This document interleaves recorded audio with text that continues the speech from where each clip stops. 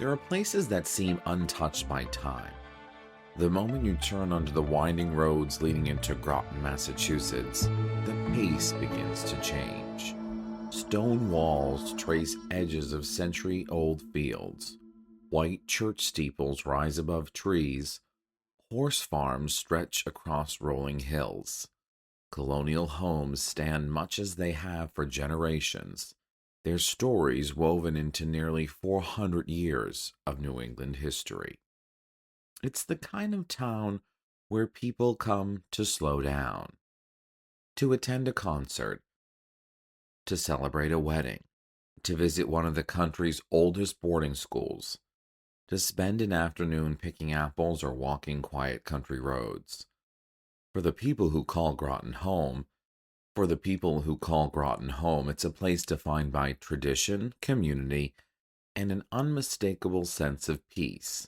It's bucolic, a word that means rural, picturesque, and almost idyllic. And for generations, that's exactly how Groton was known. But places aren't defined by only their beauty. Sometimes they're defined by moments that challenge everything people believed about them. Because no town, no matter how quiet, how historic, how beautiful, is immune to tragedy. We like to believe violence happens somewhere else, in larger cities, on streets we've never walked, to people we'll never meet. We tell ourselves that places like Groton are different, that somehow they're protected. But every town has a story. Some are celebrated, others are whispered about, and some become so painful that over time silence becomes part of the story itself.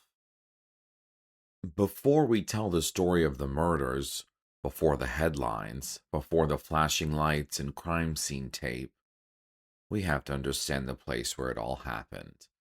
Because on the morning of September 8th, 2017, Groton was still a town people believed it had always been. By the end of that day, 4 people would be dead, and a 22-year-old man named Orion Krause would be found standing naked on the front steps of a home on Common Street, covered in blood and mud, telling police that he had killed 4 people. This is Murders in Groton, Part 1, The Quadruple Murders on Common Street, from Murders in Massachusetts.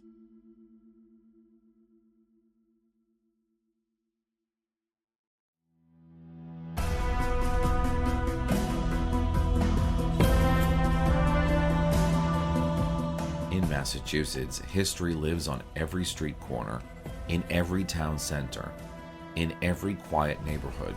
You think you know, but behind some of those places are stories that never really left. Stories of people, families, and moments that have changed entire communities forever. This is Murders in Massachusetts. I'm Jonathan Power, creator, executive producer, and host. Each episode will take a closer look at real cases across the Bay State. Not just what happened, but where it happened, and how it continues to shape the people and places left behind. Because these aren't just headlines, they're part of the towns we call home. And if you find these stories meaningful, be sure to follow the podcast so you always know when new episodes are available.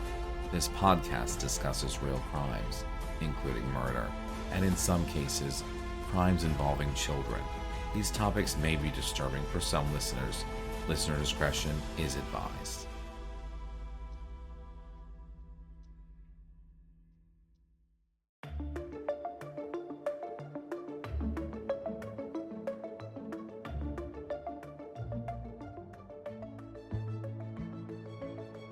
Before we begin, I want to tell you something about how these episodes came together.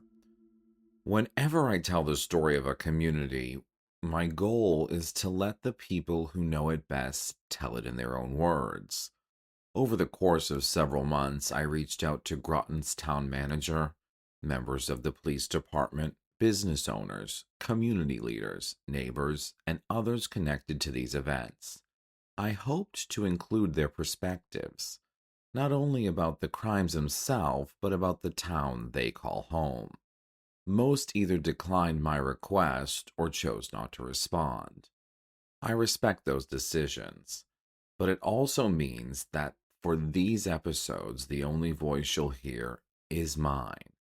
My responsibility is to tell the story as accurately, fairly, and respectfully as I can, not to define Groton by its darkest moments, but to remember the victims, understand what happened, and explore how a community forever changed continues to move forward. So before we tell the story of what happened, let's begin with the place where it happened. Groton, Massachusetts. If you've never been to Groton, imagine winding country roads weaving through forests, horse farms stretching across rolling hills, and centuries-old stone walls disappearing into the woods. Historical homes dot the landscape, standing along narrow country roads much as they have for generations. It's a place where history isn't tucked away in museums. It's part of the everyday. Getting to Groton itself takes intention. Located more than 40 miles northwest of Boston, it is not a town you simply pass through. Miles from area highways, these are local roads. Traffic fades away, forests become denser, farmland stretches for miles. Before long, it's easy to forget you're still in Massachusetts. People come to Groton for many reasons. For some, it's simply home, a place to raise a family, and enjoy a quieter way of life surrounded by history, nature, and a close-knit community. Maybe it's an evening at the Groton Hill Music Center, where world-class performers now take stage overlooking the same hills that years ago were home to one of my favorite childhood traditions. Maybe it's dinner at Forge and Vine, or perhaps it's Gibbet Hill Grill, one of the most remarkable dining destinations in New England. From the moment you arrive, you realize that Gibbet Hill is more than a restaurant. Step inside and your eyes are immediately drawn upward. Massive timber beams stretch across soaring barn ceilings, while the open kitchen hums with activity. Large windows overlook the surrounding farmland, reminding you that this isn't simply a place to have dinner. It's a place deeply connected to the land itself. Much of what visitors experience today exists because of the vision and stewardship of the Weber family. Rather than allowing the land to become another residential development, they purchased the land and saved it and chose to preserve it. Their commitment to conservation protected not only hundreds of acres of farmland, but also a piece of Groton's agricultural heritage that continues to define the town today. This is more than a meal, it's an experience. Maybe you're staying at the Groton Inn, whose history dates back to the late 17th century. After serving travelers for generations, the original inn was destroyed by a devastating fire in 2011. 7 years later, it reopened as a boutique hotel, continuing a tradition of hospitality that has been a part of Groton for more than 3 centuries. For me, Groton has always meant something different. Long before there was a world-class music center, there were apple orchards. Every fall, my family would make the drive to Groton to spend the day apple picking. I can still remember climbing aboard the hay wagon, feeling the first crisp autumn air. The smell of fresh apples, cider donuts, and wood smoke seemed to announce that summer was over and fall had arrived. Like so many families across Massachusetts, it became a tradition. Back then, Groton was simply the place where fall began. I never imagined that years later I'd return, not to pick apples, but to tell the stories of lives forever changed. Groton's story began long before any of us arrived. The town was incorporated in 1655 on land known as Petupaway or Petupawag, home to the Nashaway and Nibmung peoples long before English settlers established what would become the oldest inland town in Middlesex County. Its history, however, has never been without hardship. In 1676, during King Philip's War, nearly every building in Groton was destroyed. The surviving settlers fled before eventually returning to rebuild what had been lost. Groton endured. Nearly a century later, as revolution swept through the colonies, Groton's Minuteman answered the call to Lexington and conquered. One of its own, Colonel William Prescott, would become one of the most recognized military leaders of the Revolutionary War after commanding colonial forces at the Battle of Bunker Hill. As the years passed, Groton evolved without losing its identity. Lawrence Academy opened its doors in 1793. The Groton School followed in 1884. Agriculture remained at the heart of the community, while conservation efforts protected thousands of acres of forest, fields, and farmland from development. Even today, Groton is defined by its historical town common, colonial burial grounds, working farms, scenic landscapes, and a deep respect for its past. It's a town that has carefully preserved its history and quietly creating new memories for every generation that calls it home, which is exactly why what happened here on September 8th, 2017 felt almost unimaginable. For more than 360 years, Groton had weathered wars, fires, and generations of change. Nothing in its long history could prepare the town for what happened inside a home on Common Street. Friday, September 8th, 2017 began like any other late summer day in Groton. By early evening, that would change forever. At 5:52 p.m., the Groton police received a call requesting assistance on Common Street. It's a quiet residential road lined by homes and mature trees, the kind of neighborhood where seeing a police cruiser usually means someone needs medical help, or perhaps there's been a minor accident. Nothing suggested what officers were about to discover. When police arrived, information gathered at the scene led them to a second home farther along Common Street. There, they found a crime scene unlike anything Groton had ever experienced. Inside the house, 3 people were dead. A 4th victim was found outside. The victims were identified as 85-year-old Elizabeth Lackey, 89-year-old Frank Lackey, 60-year-old Elizabeth Krause, and 68-year-old Bertha Mae Parker, a home healthcare aide who had been caring for the elderly couple. Investigators determined all 4 had died from blunt force trauma. According to prosecutors, the weapon was a baseball bat. There's something especially difficult about hearing those words, not because one form of violence is somehow worse than another, but because it forces you to picture what happened. This wasn't random. It wasn't distant. It unfolded inside a family home where the people inside had every reason to believe they were safe. The person accused of carrying out the attack was 22-year-old Orion Krause. He was Elizabeth and Frank Lackey's grandson, Elizabeth Krause's son. According to prosecutors, Orion had traveled from Rockport, Maine to Massachusetts the day before. On September 8th, his mother picked him up, and together they drove to visit his grandparents at their home on Common Street. Elizabeth Krause was spending time with her parents. Bertha Mae Parker was there caring for the couple, just as she had on countless other days. For everyone inside that home, it was expected to be an ordinary family visit. Prosecutors alleged that sometime after Orion arrived, he attacked all 4 victims. After the killings, Orion left the house. He didn't get far. A nearby resident would later describe hearing a knock at the door. Standing outside was a young man. He was naked, covered in mud, covered in blood. The neighbor wasn't simply opening his door to a stranger in distress.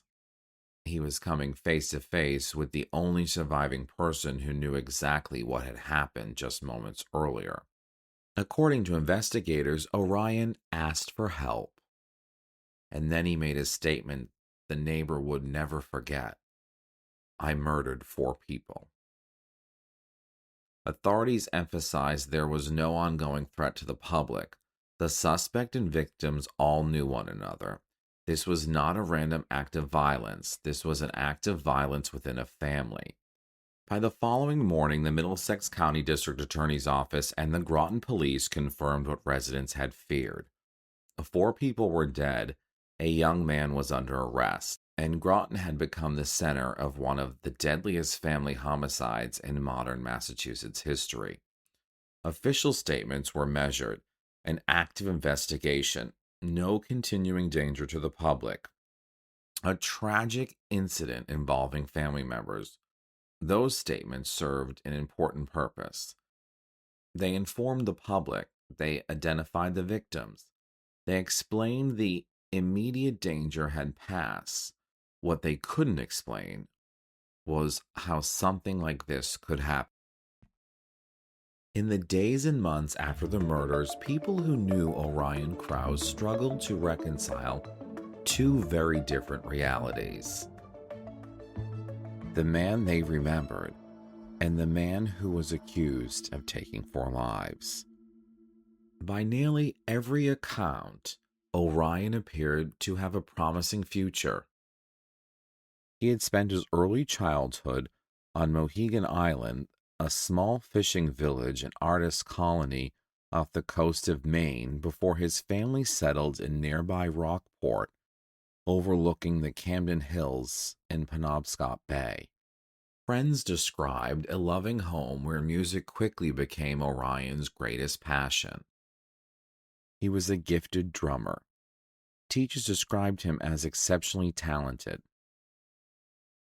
By his senior year of high school, he had earned all-state honors in jazz percussion before attending the prestigious Oberlin Conservatory of Music in Ohio, where he studied with internationally renowned percussionist Jamie Haddad.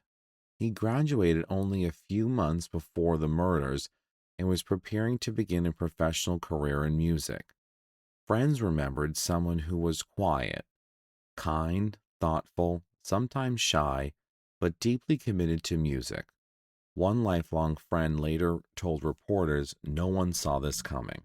Another family friend who cared for Orion and his twin brother Cooper when they were children struggled to reconcile the little boy she remembered with the man accused of these crimes. She said something had gone terribly wrong.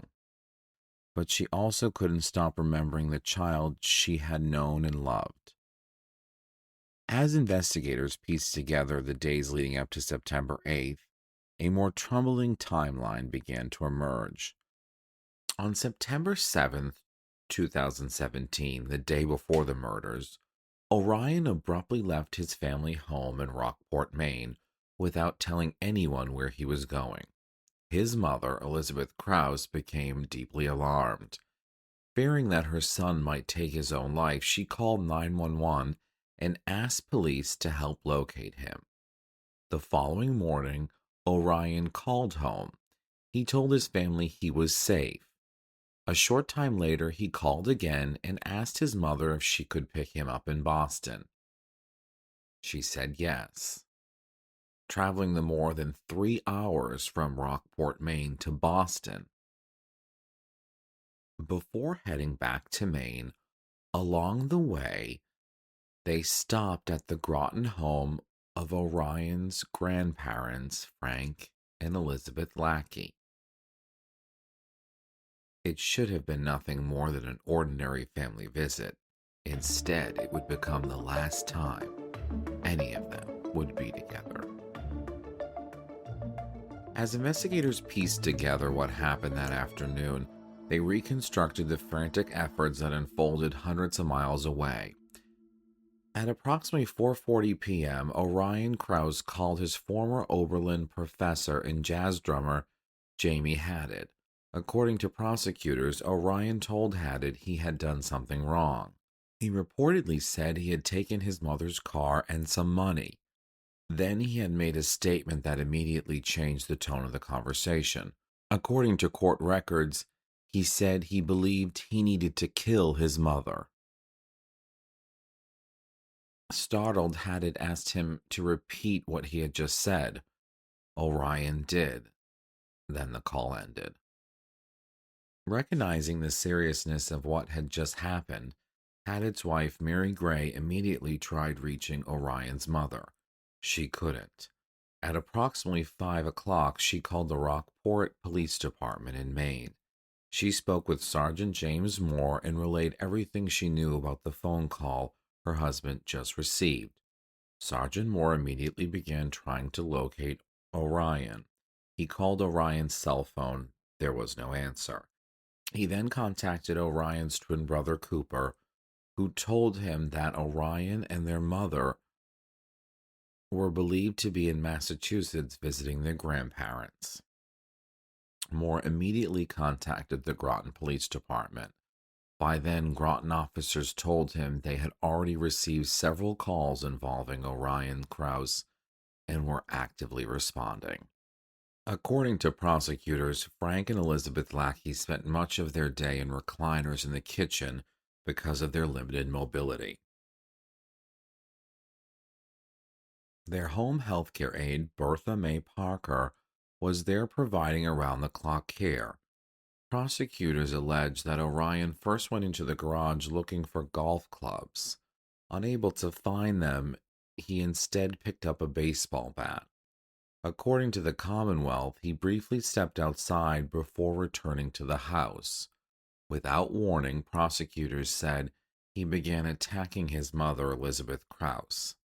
Unable to leave their chairs, Frank and Elizabeth Lackey witnessed the attack before they too were killed.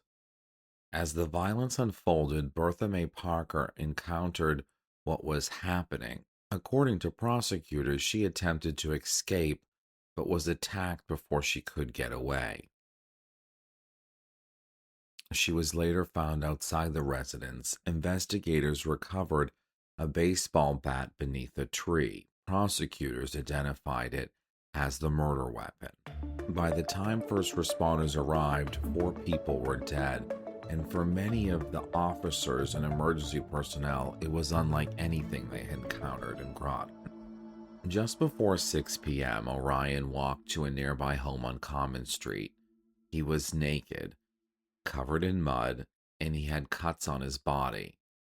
The homeowner had no idea what happened down the street. Orion asked for help. Then he made a chilling confession. I murdered 4 people. When the police arrived on the scene, they quickly took Orion into custody. According to court documents, officers found him quietly singing. When asked about the victims, prosecutors said Orion replied, I freed them. Over the days that followed, investigators continued to gather evidence while trying to understand what had happened. Court documents revealed that Orion had made statements suggesting he was experiencing profound delusions or had become disconnected from reality. Witnesses also recalled him asking for his sleeping pills after his arrest. Investigators examined his mental health history, while questions surrounding possible substance use also became part of the investigation. Court records also showed Orion's family had experienced concerns about him well before September of 2017. Police records documented earlier contacts with law enforcement involving Orion and his father, Alexander Krause. Later wrote that he believed his son was suffering from what he described as a severe mental illness. On September 11, 2017, Orion Krause was arraigned in Air District Court on 4 counts of murder. He pled not guilty. was held without bail and was ordered to undergo a mental health evaluation at Bridgewater State Hospital. After approximately 40 days of evaluation, doctors determined that he was competent to stand trial. Later, previously sealed police reports were released, providing additional insight into investigators' response and Orion's statements following the killings. When tragedies like this happen, it's human nature to search for the moment when everything changed. The phone call, the warning sign, the decision that, in hindsight, feels as though it might have changed everything. But life rarely offers one simple explanation. Mental illness, emotional distress, substance abuse, family relationships, love, fear, hope. All of these can exist at the same time. None of them excuse what happened on Common Street, and none of them diminish the lives of Elizabeth Lackey, Frank Lackey, Elizabeth Krause, or Bertha Mae Parker. What they do remind us is that tragedies like this rarely begin on the day they unfold. They are often preceded by moments that seem ordinary, until they're viewed through the lens of everything that follows. In September of 2021, 4 years after the murders, Orion Krause appeared in Lowell Superior Court and pleaded guilty to 4 counts of second-degree murder. He was sentenced to life in prison with the possibility of parole after 25 years. The criminal case has reached its legal conclusion. For the families of the victims, though, however, there would never be a true conclusion. The Middlesex County District Attorney's Office acknowledged the profound loss experienced by the victims' loved ones and by the town itself. Groton officials expressed how that the resolution of the case might allow the community to begin moving forward. But moving forward doesn't mean forgetting. Life returned on Common Street. Cars drove past the house. Children went back to school. Restaurants filled with customers. Concerts returned. Autumn arrived once again, and families continued making memories in apple orchards. On the surface, Groton looked much the same, but for many, September 8th, 2017 quietly became part of the town's identity. Not the whole story, but a chapter that could not be erased. For many people, the murders on Common Street felt like the kind of tragedy a town experiences only once. No one imagined it would happen again. But just 2 years later, another Groton family would be devastated by violence, and the town would find itself asking questions that still have no answers. The Middlesex County District Attorney's Office declined our request for comment. As we discussed throughout this episode, this case raises difficult questions about mental health, crisis intervention, and the warning signs that sometimes precede tragedy. While those questions remain part of its story, it is important to remember that the vast majority of people living with mental illness are not violent. If you or someone you know is struggling with depression, thoughts of suicide, or another mental health crisis, please know you are not alone. Help is available, and reaching out is a sign of strength, not weakness. You can call or text 988, the Suicide and Crisis Lifeline, at any time, day or night. Trained counselors are available 24 hours a day. You can also visit 988lifeline.org to chat online and find additional mental health resources. Whatever you're facing today, there are people who care, people who will listen, and people who want to help. Remember, you are never alone. Reach out.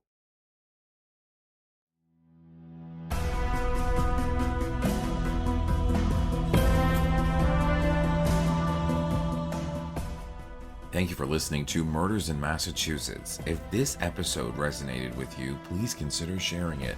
And be sure to follow or hit the like button so you always know when new episodes are released. Multi-part episodes will be released on a weekly basis, while standalone episodes will follow a bi-weekly release schedule. You can always find more information about this or any episode at murdersinma.com. If you have any insight into a case or a story you believe should be told, you can reach me directly at murdersinmapodcasts@gmail.com. And as always, remember the stories we tell here are about real people, real families, and communities that continue to carry them. I'm Jonathan Power. We'll see you next time.